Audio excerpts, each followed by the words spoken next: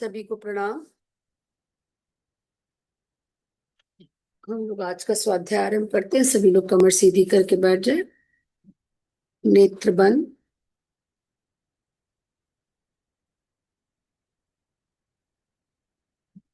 मध्य में मुख्य वे स्वर्णिम सविता देवता का ध्यान। परम पूज्य गुरुदेव परम वंदनीय माता जी की दिव्य उपस्थिति को साक्षी मानकर आज के स्वाध्याय का आरंभ करते हैं गायत्री के महामंत्र के साथ।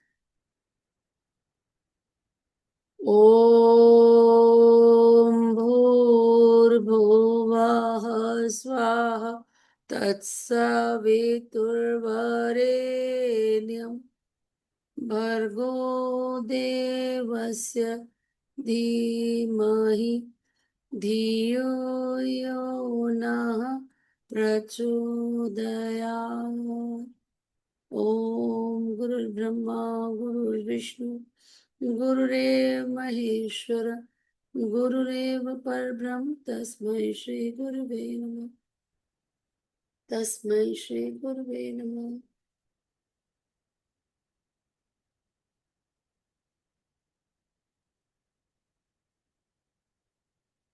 कल हम लोग ने पढ़ा था कि स्वास्थ्य धन विद्या चतुरता से चतुरता एवं सहयोग, ये संपत्तियां संसार में होती हैं और इसके पांच ही अंतर्गत सारे ही संसारिक वैभव आ जाते हैं। इसी प्रकार पांच कोशों को परमार्जित स्थिति की पांच आध्यात्मिक संपदाएं, ये पांच संपदाएं हैं संसार की: स्वास्थ्य, धन, विद्या, चतुरता और सहयोग। और पांच जो हमारे कोश हैं उनमें जो संपदाएं हैं वो पांच कोश हैं: अन्न में, प्राण में, मनो में, विज्ञान में और आनंद में। ये पांच कोश आध्यात्मिक शक्तियों के पांच भंडार हैं और इन कोशों पर जो अधिकार कर लेता है उसकी अंतः चेतना का पंचीकरण हो जाता है। और क्या है? आत्मज्ञान, आत्मदर्शन, आत्म अनुभव, आत्म लाभ और आत्म कल्याण, ये पांच आध्यात्मिक संपदाएं प्राप्त हो जाती है। आत्मज्ञान, आत्मदर्शन, आत्म अनुभव, आत्म लाभ और आत्म कल्याण। गायत्री के चित्र में 10 भुजाएं दिखाई गई हैं, 5 बाई और 5 दाहिनी ओर। बाई ओर की 5 भुजाएं सांसारिक संपत्तियां हैं और दाहिनी ओर की 5 भुजाएं आत्मिक शक्तियां हैं। गायत्री उपासक इन 10 शक्तियों को प्राप्त करके रहता है, मतलब उसे संसार और आध्यात्मिक दोनों ही शक्तियों का पूर्ण लाभ मिलता है। आत्मज्ञान का क्या अर्थ है? आत्मज्ञान का अर्थ है अपने को जान लेना, शरीर और आत्मा की भिन्नता को भली प्रकार समझ लेना। तो जो हमने पहली पुस्तक शुरू करी थी स्वाध्याय की, मैं क्या हूं, उसका एसेंस ही यही था। उसका पहला दूसरे पन्ने पे ही आ जाता है कि जब आप प्रश्न करते हैं कि आप कौन हैं, तो पहले तो आप अपने संसारिक परिचय देते हैं, अपना नाम, अपना व्यवसाय, अपने पिता का नाम और जो भी कुछ अपने बारे में आप समझते हैं। लेकिन जब गहरी दृष्टि डालते हैं तब अल्टीमेटली आपको ये समझ में आता है, मतलब अभी अनुभव में नहीं आया लेकिन ये पता चलता है कि नहीं, मैं शरीर नहीं, मैं आत्मा हूं। तो जब अपने को जान लेते हैं और शरीर और आत्मा को की भिन्नता को भली प्रकार समझ लेते हैं, यानी कि ये कॉन्स्टेंटली रियलाइज करना कि मैं शरीर नहीं, आत्मा हूं, और शारीरिक लाभों को आत्म लाभ की तुलना में उतना ही महत्व देना जितना कि दिया जाना उचित है। कितना उचित है? बस इतना उचित है कि ये शरीर इस आत्मा का वाहन है। शरीर एक वाहन है जिसमें आत्मा रहती है और चूंकि आत्म लाभ के लिए हमें शरीर की आवश्यकता है, क्योंकि वो साधनाएं जो आत्म लाभ के लिए करनी है उसमें शरीर उपयोगी यंत्र है, तो उसके स्वास्थ्य का और उसकी देखभाल हमको करनी पड़ेगी। ये इतना ही उचित है। आत्मज्ञान होने से मनुष्य का असंयम दूर हो जाता है। इंद्रिय भोगों की लोलुपता के कारण लोगों की शारीरिक और मानसिक शक्तियों का अनुचित अनावश्यक व्यय होता है, जिससे शरीर असमय में ही दुर्बल, रोगी, कुरूप एवं जीर्ण होता है। आत्मज्ञानी इंद्रिय भोगों की उपयोगिता अनुपयोगिता का निर्णय आत्मलाभ की दृष्टि से करता है, इसलिए वह स्वभावतः संयमी रहता है। ये तब की स्थिति है जब हम हर समय ये याद रखेंगे कि मैं शरीर नहीं, आत्मा हूं। अन्यथा बिगिनिंग के लिए हम इतना कर सकते हैं कि हम पहले अपना टाइम टेबल को एनालाइज करें और देखें कि हम शरीर के लिए कितना कार्य करते हैं और आत्मा के लिए कितना समय निकालते हैं। क्योंकि पहले भी बताया, इसी पुस्तक के शुरुआती पन्ने में है, दो मार्ग है, श्रेय और प्रेय। श्रेय जो आत्मा को प्रिय है और प्रेय जो शरीर को प्रिय है। तो अगर हम केवल सुबह उठ करके नहाना धोना, अपना ब्रेकफास्ट किया, काम पे चले गए, आए, फिर अपना भोजन किया, और इसके अलावा फिर अपना एंटरटेनमेंट के साधन ढूंढे कि हम थोड़ी देर टीवी देख लें, थोड़ी देर मोबाइल देख लें, और फिर हम अपना सो जाते हैं। तो ये हो गया कि हम, आत्मा हमारी जो है जीर्ण शीर्ण स्थिति में आ जाएगी, क्योंकि आत्मा की तरफ ध्यान ही नहीं दिया जा रहा, टोटली निग्लेक्टेड है। तो हमारा फर्स्ट स्टेप ये होना चाहिए कि हम आत्मिक उन्नति के लिए कुछ स्टेप्स उठाएं, आत्म केंद्रित हों, आत्मचिंतन करें, ध्यान करें, जप करें, प्राणायाम करें, जिससे हमारी आत्मिक जो अवस्था है वो पुष्ट हो, आत्मा को भी पोषण मिले। केवल ऐसे ही नहीं है कि शरीर के ही पूरा ध्यान लगा हुआ है। और धीरे धीरे फिर हम इस भाव को बनाएंगे। जैसे कोई आपको समस्या आती है, अभी हम केवल थ्योरेटिकल लेवल पे हैं, हम केवल थ्योरेटिकली ये समझ रहे हैं कि मैं आत्मा हूं। अभी हम आत्मज्ञान के स्तर पे नहीं आ गए। अभी केवल हम बार बार अपने को रिमाइंड कर रहे हैं। मान लीजिए किसी ने आपका अपमान किया और आप उस समय कुछ कह नहीं पाए, मगर मन मन में आपके विचार चल रहे हैं कि मैं ऐसा कह सकता था, ऐसे कह सकती थी, या इसको ये जवाब देना चाहिए था। अगर उसी समय एक थॉट ये क्रिएट कर लिया जाए कि मैं शरीर नहीं, आत्मा हूं, और आत्मा को मान अपमान से कोई अंतर नहीं पड़ता, आत्मा का कोई मान अपमान नहीं होता। ये अपमान किसका हुआ? ये ये हुआ इस शरीर का, या इस शरीर, मतलब इस समय जो भी हम रोल में हैं उसका अपमान हुआ। अपना नाम लेकर के बोलेंगे कि अपमान उसका हुआ है, मेरा नहीं हुआ है, क्योंकि मैं ये नहीं हूं, इस जीवन के लिए मुझे ये रोल मिला है, ये नाम मिला हुआ है। तो मुझे फिर क्या होगा, मेरा खुद का कष्ट बहुत दूर हो जाएगा। मान लीजिए कल को आपको किसी निकट परिजन से कोई मनमुटाव होता है, तो आपको बहुत ठेस पहुंचती है। अब दूर दूर ना जाइए, मान लीजिए आपकी संतान ही आपको ऐसा कुछ बोल देती है कि आपको जो अच्छा नहीं लगता, तो वहां पे फिर ये रिमाइंडर आना चाहिए कि ये अपमान या ये जो दुख मुझे मिला है, ये जिस संतान से मिला है वो केवल एक रोल है। इस जन्म में वो मेरी संतान है, अन्यथा वो भी एक आत्मा है। और ये जो जो कुछ भी मुझे प्राप्त हो रहा है, ये मेरे अपने कर्मों के कारण है। तो क्या होगा, वहां पे फिर आपका दुख कम हो जाएगा, आपको उबरने में जल्दी। जैसे जैसे आप इस थॉट को बार बार अपने अंदर पुष्ट करेंगे, तो आपका क्या होगा, सबसे पहले तो आपके जो सांसारिक दुख है ना, जो घटनाओं से, संबंधियों से, निकट परिजनों के कारण आपको मिलते हैं, क्योंकि हम क्या है, काय में फंसे हैं? लोभ मोह अहंकार, तीन जो है हमारे भटकाव के कारण है। तीन, वासना, तृष्णा और अहंता। गुरुदेव जब ध्यान कराते हैं अपना, कोई भी ध्यान, तीन शरीर के ध्यान में विशेष करके है, तो उसमें गुरुदेव पहले ही कहते हैं, वासना शांत, तृष्णा शांत, अहंता सा शांत। तो वासना से यहाँ केवल काम वासना की बात नहीं हो रही, वासना हो रही है हमारी अनंत इच्छाओं की, अनंत कामनाओं की, एक के बाद एक। आज अगर भोजन, हम एक भोजन खत्म नहीं करते कि दूसरे की प्लानिंग शुरू कर देते हैं।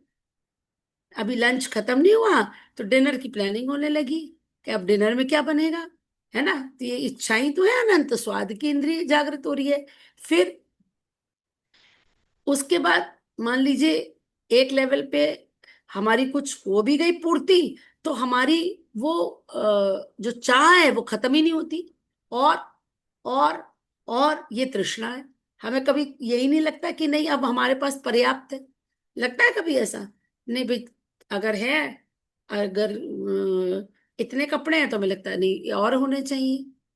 अगर हमने यहाँ घूम लिया तो हमें दूसरी जगह याद आने लगती है कि हमें यहाँ और घूमना है।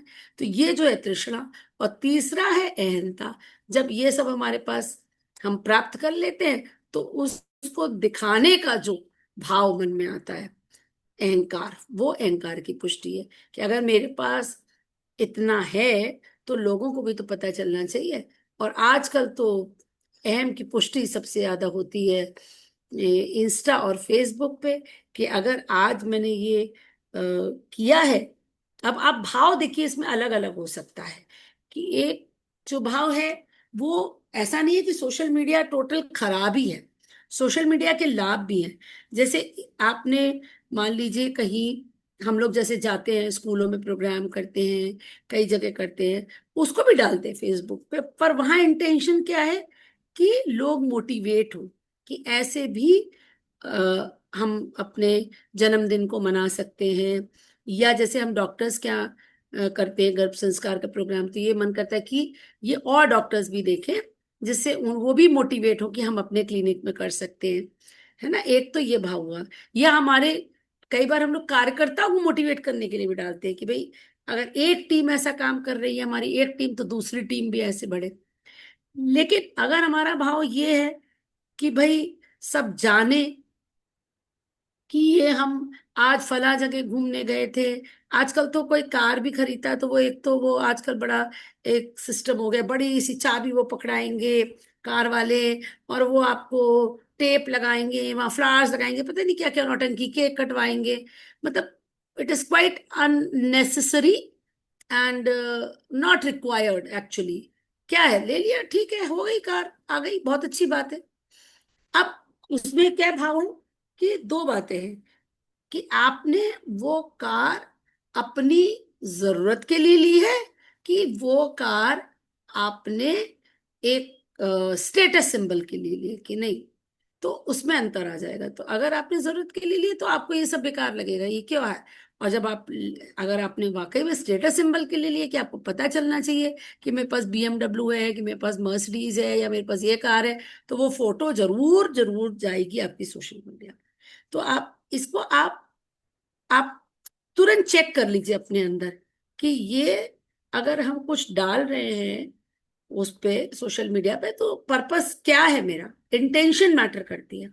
क्योंकि social media is a very very good platform to promote things. है ना? ऐसी बात नहीं है, आज मिशन का जितना हमारा प्रचार प्रसार हो रहा है सोशल मीडिया के माध्यम से। आज जैसे हमारी माँ की पाठशाला है, वो इतनी क्यों प्रचलित हो रही है? क्योंकि सोशल मीडिया अवेलेबल है और लोग उस पे जाकर के देखें, हम लोग जानते हैं। और कई बार हमारे पास फोन्स आते हैं फेसबुक पे, हमारा जैसे ही जाता है कि ये क्लास है, फोन आते हैं कि मैडम इसके लिए हमको नंबर दीजिए, लिंक दीजिए। तो this is a good way, किसी का बेनिफिट हो गया।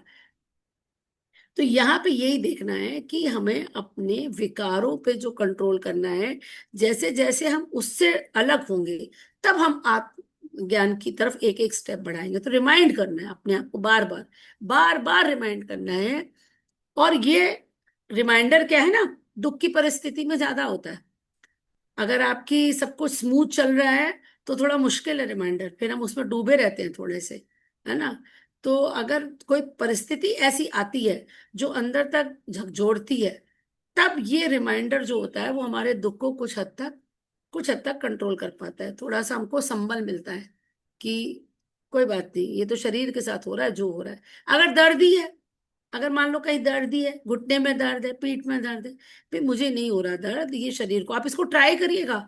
इससे डेफिनेटली बहुत अच्छी हीलिंग होती है। क्योंकि जिस तरफ हमारे विचार जाते हैं वहीं एनर्जी जाती है। तो अगर घुटने के दर्द को बार बार कहते रहें घुटने में दर्द, तो वो फील ही होता रहेगा। एक बार ये कहना चाहिए मुझे हो ही नहीं रहा दर्द, आप देखिए 2-4 दिन में आपको लगेगा कि कुछ कम हो गया, बिना किसी दवाई के। ट्राई कर सकते हैं इसको। ठीक है? तो यहाँ पे हम पढ़ रहे थे कि आत्मज्ञान का अर्थ है अपने को जान लेना, शरीर और आत्मा की भिन्नता को भली प्रकार समझ लेना, और शारीरिक लाभों को आत्म लाभ की तुलना में उतना ही महत्व देना जितना कि दिया जाना उचित है। मतलब कुछ समय आत्मा के लिए भी निकालना है या आत्म लाभ के लिए भी कुछ करना है। आत्मज्ञान होने से मनुष्य का असंयम दूर हो जाता है। इंद्रिय भोगों की लोलुपता के कारण लोगों को शारीरिक और मानसिक शक्तियों का अनुचित अनावश्यक व्यय होता है, जिससे शरीर असमय में ही दुर्बल, रोगी, कुरूप एवं जीर्ण होता है। आत्मज्ञानी इंद्रिय भोगों की उपयोगिता अनुपयोगिता का निर्णय आत्म लाभ की दृष्टि से करता है, इसलिए वह स्वभावतः संयमी रहता है और शरीर से संबंध रखने वाले दुखों से बचा रहता है। दुर्बलता, रोग एवं कुरूपता का कष्ट उसे नहीं भोगना पड़ता। जो कष्ट उसे प्रारब्ध कर्मों के अनुसार भोगने होते हैं वह भी वे आसानी से भुगत जाते हैं। वो आसानी से, क्योंकि वो बहुत जल्दी, जो आत्म ज्ञानी तो नहीं मैं कहूंगी, मतलब जिसको ये भान है, या जो ये अपने को बोल पाता है कि मैं शरीर नहीं आत्मा हूं, उसके जिंदगी में अगर दुख आते भी हैं तो वो कर्म फल के सिद्धांत से भी अवगत है। भाई आत्मा है तो आत्मा को तो मृत्यु और जीवन के चक्र में आना ही पड़ता है, बार बार आना पड़ता है। तो अब हमको पुराना तो नहीं पता, तो आज अगर मान लीजिए हमने ये जीवन काफी केयरफुली जिया, अलर्ट होकर के जिया है, समझ समझ के जिया है, तो हमें पता है कि इस जीवन में तो हमने नहीं किसी को कष्ट दिया है ज्यादा, लेकिन फिर भी हम अपनी वाणी से, अपने भाव से लोगों को आहत करते ही रहते हैं। फिर भी बड़ा कष्ट आता है, तो ये हम कुछ हद तक समझ पाते हैं कि ये हमारा ही प्रारब्ध। तो क्योंकि ये कर्म फल का सिद्धांत हमारे संस्कृति में हमको अच्छे से समझाया गया है कि आत्मा के किए हुए कर्मों को ही, पिछले जन्मों के किए हुए कर्मों को ही हमको अगला जीवन उसके अनुसार मिलता है। और जो आसपास हमारे परिवारिक जन है या जो हमारी निकटतम लोग हैं, वो हमारे साथ उन्हीं कर्मों का लेना देना करने के उद्देश्य से हमारे आसपास है। तो वो जिनसे हमारा बहुत मन मिलता है, जिनसे हम बहुत प्रेम करते हैं, जिनसे हमें सुख मिलता है, जिनसे हमारा मित्रवत व्यवहार रहता है, जो हमारी सहयोग है, वो क्या है, वो आत्माएं वो हैं जिनसे हमारे पुराने जन्मों में आत्मीयता का रिश्ता रहा है। और कोई ऐसा व्यक्ति लाइफ में है जिसके कारण आपको अपमान होता है या दुख मिलता है या अशांति होती है, तो हमने उसके साथ कुछ ना कुछ वैसा किया है, तो वो रिटर्न करने के लिए हमको इस जन्म में वो मिला। तो उससे क्या होता है कि आप उस जो दुख में ऐसे नहीं हो जाते, विक्षिप्त नहीं हो जाते, एकदम दुख में ऐसे नहीं डूब जाते कि आप बिल्कुल परेशान है, हैरान परेशान कि अब मैं क्या करूं। आपको सोल्यूशन अपने अंदर ही मिलता है, क्योंकि पहले तो एक्सेप्टेंस आ गई ना। सबसे पहले किसी भी परिस्थिति से निपटने के लिए आवश्यकता है एक्सेप्टेंस। जब तक हम ये क्वेश्चन करते रहते हैं, ये मेरे साथ क्यों हुआ, ये क्यों हुआ, ऐसा भगवान ने क्या कर दिया, भगवान बड़ा निर्दयी है, भगवान के घर में अन्याय होता है, तब तक हम दुखी ही रहेंगे। जैसे ही एक्सेप्टेंस आ जाती है, तब ये भान भी हो जाता है ये हमारा ही कर्म लौट करके आया है, कर्म ढूंढ ही लेता है अपने को, है ना, तो परिस्थिति बना ही देता है वैसे वैसे। तो ये फिर उसके बाद उसमें कष्ट जो है कम हो जाता है। फिर आप और साधन अपनाते हैं कि भाई हम उसका स्वाध्याय करते हैं, समझते हैं ये परिस्थिति को कैसे बदलें, अपने ऊपर काम करते हैं कि जिसके साथ हमारा रिलेशन खराब है या कोई परिस्थिति ऐसी है, तो हम उसको कैसे रिवर्ट कर सकते हैं, रिवर्स कर सकते हैं, तो अपने ऊपर काम करते हैं। और नहीं तो फिर आप सीधे सीधे, गुरुदेव ने लिखा है कि प्रारब्ध के लिए जो एक मंत्र है वो है गायत्री मंत्र। या तो आप दुखी होकर के रो झीक करके अपने कर्मों के जो प्रारब्ध है उनको झेलिए, और नहीं तो आप जप के द्वारा, साधना के द्वारा उनको डाइल्यूट कर सकते हैं। तो ये जो करते हैं साधना उनको मालूम है सबको कि गायत्री मंत्र एकमात्र मंत्र है जिससे आपका प्रारब्ध जो है वो डाइल्यूट होता है, यानी कि रहेगा, लेकिन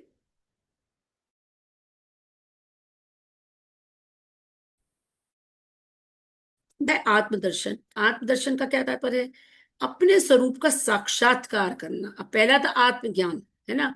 अब आत्मज्ञानी की स्थिति वो स्थिति होगी जब उसको हर पल वो आत्मा के हिसाब से अपने को आत्मा जान रहा है, मान रहा है और व्यवहार उसका आत्मा के अनुसार है, मतलब कि वो एक आत्मा की तरह बिहेव कर रहा है, शरीर की तरह नहीं। तो ये वो स्थिति हो गई। लेकिन आत्मदर्शन उसके ऊपर का स्टेप हो गया, जब अपने स्वरूप का साक्षात्कार कर लिया। साधना द्वारा आत्मा के प्रकाश का जब साक्षात्कार होता है, तब प्रीति, प्रतीति, श्रद्धा, निष्ठा और विश्वास की भावनाएं बढ़ती है।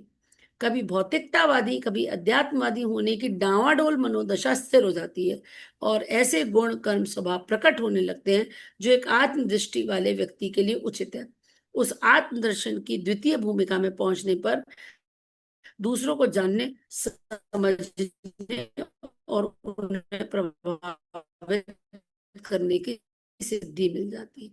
वो एक स्टेप और ऊपर उठे, और मतलब थ्योरेटिकल लेवल से ऊपर पहुंच करके आपको स्वयं ये भाव बना हुआ है हर पल कि आप आत्मा हैं, तब आप मानिए कि आपको आत्मदर्शन हो रहा है। मतलब आप अपने स्वरूप का साक्षात्कार कर रहे हैं, और उसी के अनुसार आप स्थिर होकर के और एक आत्मिक दृष्टि वाले व्यक्ति की तरह से आपका व्यवहार है।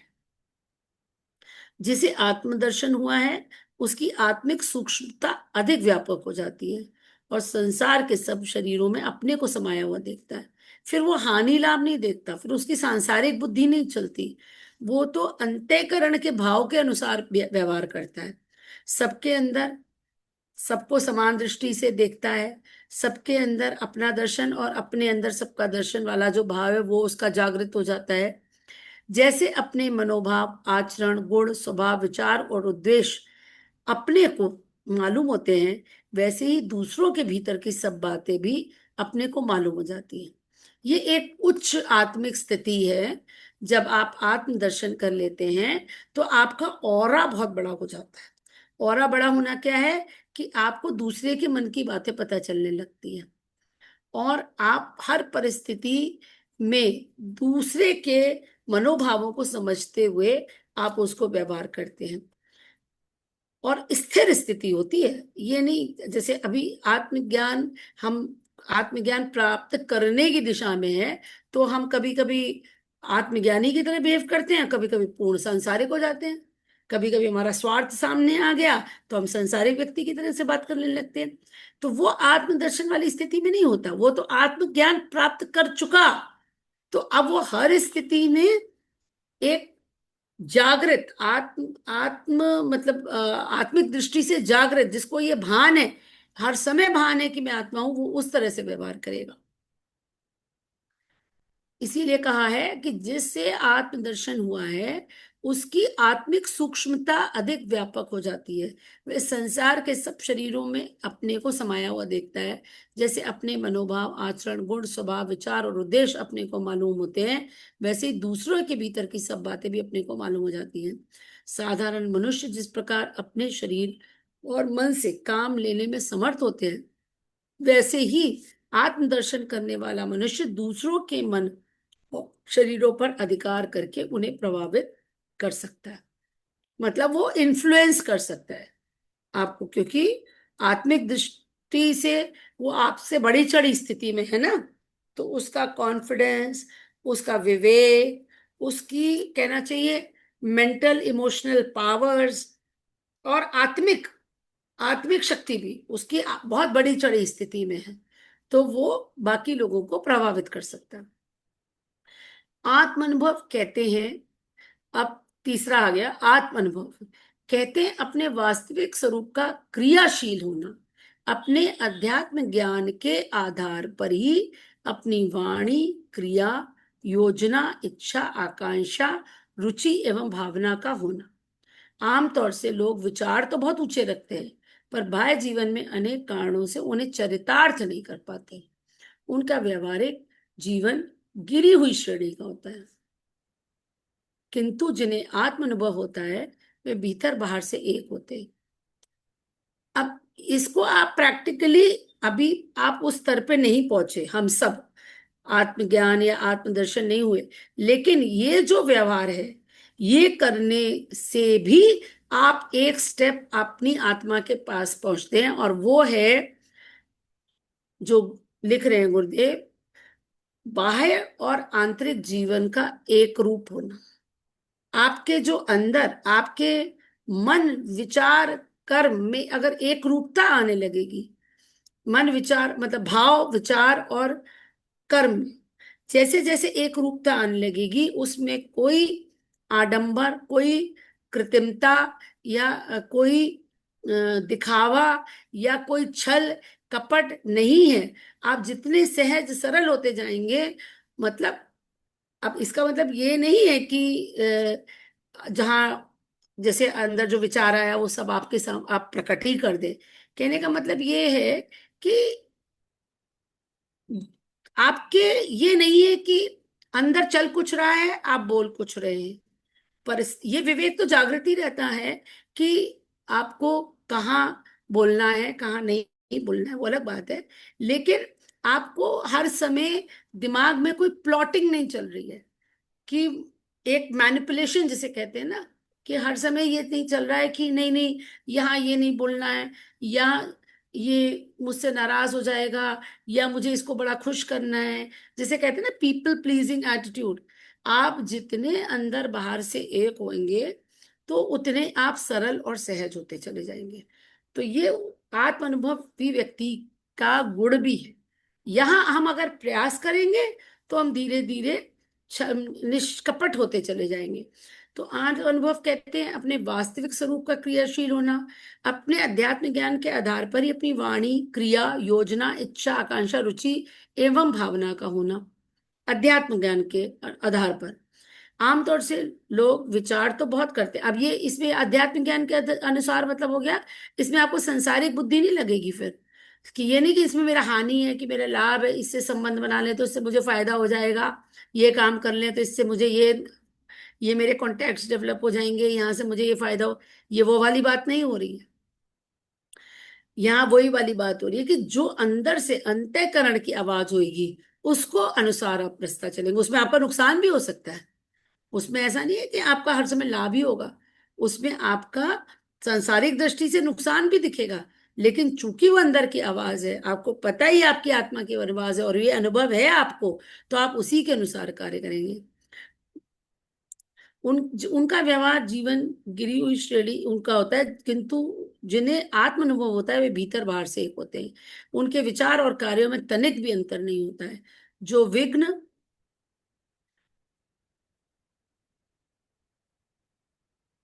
इसको पढ़ते हैं भाई साहब, अभी जो आपने भेजा है, एक मिनट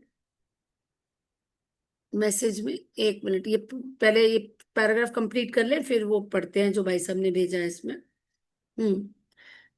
उनके विचार कार्य में तनिक भी अंतर नहीं। जो विघ्न बाधाएं सामान्य लोगों को पर्वत के समान दुर्गम मालूम पड़ती हैं, वे वे ठोकर से तोड़ देते हैं।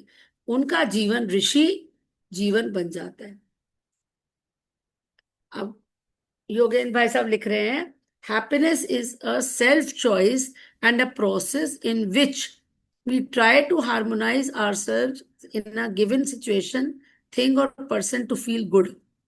Situation, thing, or person for happiness with self. Option accept, or option 2 is change, or option 3 ignore. Last option. Acceptance is equal to peace of mind and non-acceptance is equal to pieces of mind. ये भाई साहब किसके विचार हैं, किसने ये दिया है ये डेफिनेशन? जी नमस्ते दीदी। ये एक्चुअली मैंने आर्ट ऑफ लिविंग का एक कोर्स किया था, अच्छा। हैप्पीनेस।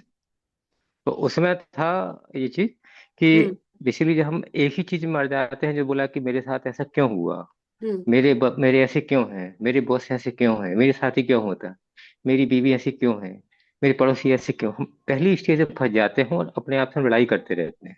हम्म। और जैसे ही हम इस चीज को एक्सेप्ट कर लेते हैं कि वो ऐसे ही हैं, तो हम फर्स्ट स्टेज से अपने आप को रिलैक्स कर लेते हैं, अपने आप से मन की फाइट खत्म कर लेते हैं। हाँ, तो इसका मतलब दूसरा उसको ऑप्शन ये ये कि मानना पड़ेगा जो आपने उदाहरण दिया कि मेरी बीवी ऐसी कोई, कि ये बीवी नहीं हाँ होती दूसरी होती तो वो भी वैसी होती। हाँ, तो ये तो ये जैसे हम, समझना है जी ना। जैसे ही हम हम्म। उसको एक्सेप्ट कर लेते हैं, तो फिर हम उसको जैसे एक्सेप्ट करते हैं तो हमारे मन की लड़ाई खत्म हो जाती है। हाँ। और उसके बाद क्या था कि हम आपसे जैसे पूछ के मैं शिमला गया 10 दिन के लिए, 5-5 हजार रुपये पर डे का हमने किराया दिया, 30 हजार रुपये हमने खर्च कर लिए 6 दिन में। अब उसके बाद हम जगह को हम कहते हैं कि हमें मजा नहीं आ रहा है, मुझे घर जैसा मजा नहीं आ रहा है। तो डेफिनेटली घर जैसा मजा तो नहीं आएगा, भले वो घर के हमारे गंदे तकिया होंगे, लेकिन सुकून की नींद हमें वहीं आएगी, शिमला में नहीं आएगी, ये बात सही है। लेकिन हम वहां पे 6 दिन रहे, पैसे भी खर्च किए, उसके बाद परेशान होते रहे, तो बेटर क्या है कि सर वहां पे जो हमें लग रहा है उसको एक्सेप्ट करें, तो चेंज कर सकते हैं। ठीक है, ठंड है तो हम स्वेटर ले लेते हैं, ज्यादा है तो ब्लोवर चला लेंगे। तो हम 6 दिन में पैसे भी खर्च करेंगे और एंजॉय भी करेंगे, न है कि हम इस सोच के कि घर जैसा मजा नहीं आ रहा है। तो हम देखिए, बेसिकली पहली सभी लोग बात हम। तो हाँ, पहली बात तो जो भी परिस्थिति है उसको एक्सेप्ट करके और ये हाँ मान हाँ लेना कि ये इसी रूप में ऐसे ही होना हाँ तय था, हाँ। है ना। तो उसमें और अगर उसको बेसिकली, बदलना है तो उसके लिए फिर पुरुषार्थ करना पड़ेगा, हाँ, पर या वो तो हम उसको बदलें। पुरुषार्थ बिना किसी द्वंद के होना चाहिए। हाँ हाँ हाँ, या तो हम उसको बदलें। अब हाँ सब कुछ की दीदी, हम अपने आप को सब कुछ की देखकर मैं गाड़ी चला रहा हूँ, मैं दिखता हूँ, कोई रॉन्ग साइड से निकलता है, वो उससे निकलता है, सपोज करो मैं 30 से 40 स्पीड चलाते हैं, कोई 10 से 20 चलाता होगा, कोई 60 से 70 चलाता होगा, तो हम यदि 30 से 40 चलाते तो हम अपने आप को मान के नहीं ऐसे ही सब लोग चलाएंगे, ये तो पॉसिबल नहीं है। तो हम जो 60 से 70 चलाएगा उसको देख के इरिटेट होंगे, जो 10 से 20 चलाएगा उसको देख इरिटेट होंगे, तो हमें एक्सेप्ट करना पड़ेगा कि वो अपनी जगह पे सही है, वो अपनी जगह पे सही है। जैसे हम एक्सेप्ट कर लेते हैं तो हम क्या बदल सकते हैं वो उसको, उसको वो नहीं बदल ये सब सकते। अपनी आंतरिक स्थिति पे आ रहा है। मैं बिल्कुल, आपने बहुत सटीक उदाहरण दिया, क्योंकि जी पहले जब मैं गाड़ी चलाती थी, ट्रैफिक तो खैर अब बहुत बढ़ गया, लेकिन मैं गाड़ी चलाती थी तो मुझे बहुत ऐसे कोई गलत करता था तो बहुत इरिटेशन होती थी। और मतलब मुंह से कुछ निकल भी जाता था, अरे कितना बेवकूफ है, क्या कर रहा है, ऐसे कर रहा है। जी जी जी जी और जी अभी जी क्या है कि ठीक है, केयर, और बल्कि और हम केयरफुल हो जाते हैं कि भाई अब तो, क्योंकि लेफ्ट से भी बहुत निकलते रहेंगे, राइट से भी निकलते रहेंगे, पर अब ट्रैफिक में फंस भी जाए तो स्ट्रेस नहीं होता, क्योंकि पता है अब जी ट्रैफिक तो स्पीड से ही चलेगा। हम्म। जी, उसको हमने अब एक्सेप्ट उसमें किया देखिए थोड़ा वो जो, अब ट्रैफिक का आपने उदाहरण दिया, तो ट्रैफिक में जितने लोग उस समय हॉर्न बजा रहे हैं, जी उनकी आप आंतरिक स्थिति इमेजिन करिए, वो एक्सेप्ट नहीं कर जी पा रहे। उड़ के जी थोड़ी जी ना चले जाओगे, अब ट्रैफिक जाम लगा जी हुआ है तो गाड़ी आगे की बढ़ेगी तभी बढ़ोगे, लेकिन वो जी, हॉर्न बजाते रहेंगे, बजाते पीछे रहेंगे। वाले। जी, तो अब उसमें ये, लेके इरिटेशन होता है, लेकिन उसको हाँ तो दीदी हम बदल नहीं सकते, फिर क्या कहते हैं उसको एक्सेप्ट किया कि वो लोग ऐसे ही है। जैसे हम कर सकते हैं तो अब उसको बदल नहीं पाता, हमने अपने आप को बदला, तो जी अपनी आप पीस ऑफ माइंड हमारी आई, हम हारमोनी में अपने आप से, नहीं तो हम क्या होता है कि इरिटेट होते हैं तो हम क्या होते हैं अपनी हैप्पीनेस खत्म करते हैं। तो जी वही इसमें उन्होंने बोला था कि acceptance is equal to peace of mind, जैसे ही नॉन एक्सेप्टेंस मोड में जाते हैं तो हमारे मन के टुकड़े टुकड़े होते हैं। ये बहुत अच्छा बताया सब लोगों ने ये। जी जी, बहुत जी अच्छा। चलिए आज का स्वाध्याय यही समाप्त करते हैं। कल फ्राइडे है, कल अगर महिमा दीदी कोई ध्यान करा देंगी तो बहुत अच्छा रहेगा। आज, वो वो है नहीं दीदी, मैं बोल दूंगा महिमा से, अच्छा अच्छा, ठीक है। मैं बोल दूंगा। तो हाँ, इसी से रिलेटेड आज जो पढ़ा है, तो अगर और नहीं करा रही हो तो मुझे मैसेज कर देंगी पहले से। जी जी जी जी, ठीक है, मैं बता दूंगा जी। ठीक है, जी प्रणाम प्रणाम। दीदी सभी को प्रणाम दीदी। प्रणाम, सभी को शुभ रात्रि, ओम दीदी प्रणाम। शांति शांति, प्रणाम प्रणाम। दीदी मैं भी एक बात शेयर करना चाह रही हूँ। जी, आज मैं एक टीचर हूँ, तो मैं जहाँ पढ़ाती हूँ वहां पर जो है मतलब शराब ज्यादा पीते हैं लोग, मद्यपान ज्यादा करते हैं। अच्छा, तो एक हमारे क्लास में 6 क्लास का बच्चा, वो हाँ, काफी दिनों से नहीं आ रहा था, तो मैंने पूछा भाई क्यों नहीं आ रहा, आया। तो बोला कि ऐसे ऐसे मेरे पापा ने जो है मेरी मम्मी को बहुत हम्म, मारा, और वो जो है घर छोड़ के चली गई हैं, तो ओ, मुझे रोटी वोटी बनानी पड़ रही है, तो इसलिए मैं स्कूल नहीं आ रहा। तो मैंने कहा बेटा तू अब एक काम करना, अब जो है शाम के समय 6 बजे करीब गायत्री मंत्र उसे लिख के दिया। मैंने कहा ये 2 कटोरी में, एक कटोरी खाली रखना, एक कटोरी में पानी रखना, और हम्म, 1 चम्मच जल लिया और एक गायत्री मंत्र पढ़ा और उसमें दूसरी कटोरी में डाल, डाल दिया। हम्म, मैंने कहा इस तरीके से 24 बार करना, और वो पानी अपने पापा को पिलाना। उन्हें हम्म, मतलब वो अगर ऐसी पी लें तो सही है, नहीं पी लें उन्हें शक होगा तो तू चुपचाप पिला देना, चाहे किसी में मिला के देना, सब्जी में मिला के, चाहे उनकी शराब में ही मिला देना अगर हम्म, वो मांगे तो दीदी उसने जो है 10 दिन करा, और 10 दिन बाद आज आया, बड़ा खुश था, कह रहा हम्म, कि मैम मेरे पापा ने जो है पीनी कम कर दी, अरे वाह, और देखिए, मेरी मम्मी को भी लिवा लाए हैं। तो मैंने कहा बेटा भी से तो रोज कर, और अपनी मम्मी से भी कहना कि वो सुबह वो करें और बड़ा शाम को तू कर, सही ताकि बात। जो है तेरे पापा बिल्कुल शराब छोड़ देंगे। हम्म, तो मुझे इस बात की बड़ी खुशी है कि उसने ऐसा बहुत करा। बहुत अच्छा और किया गुरुदेव दीदी की आपने, कृपा बस। से उसका जो है मतलब पापा धीरे धीरे सही रास्ते पे आ जाएंगे, क्योंकि अभी छोड़ गया है, तो धीरे धीरे उनका मन खुद ही हट बिल्कुल, जाएगा उधर से। वही आत्मचिंतन होगा ना, जी। आत्मचिंतन होगा तो बहुत सुंदर। बस यही छोटे छोटे छोटे छोटे काम हम करते रहें अपने आसपास, तो ये दुनिया बहुत अच्छी बन सकती है। बस सभी को यही करना है, सभी को यही दीदी करना है। प्रणाम। चलिए, सभी को प्रणाम। ओम शांति शांति शांति।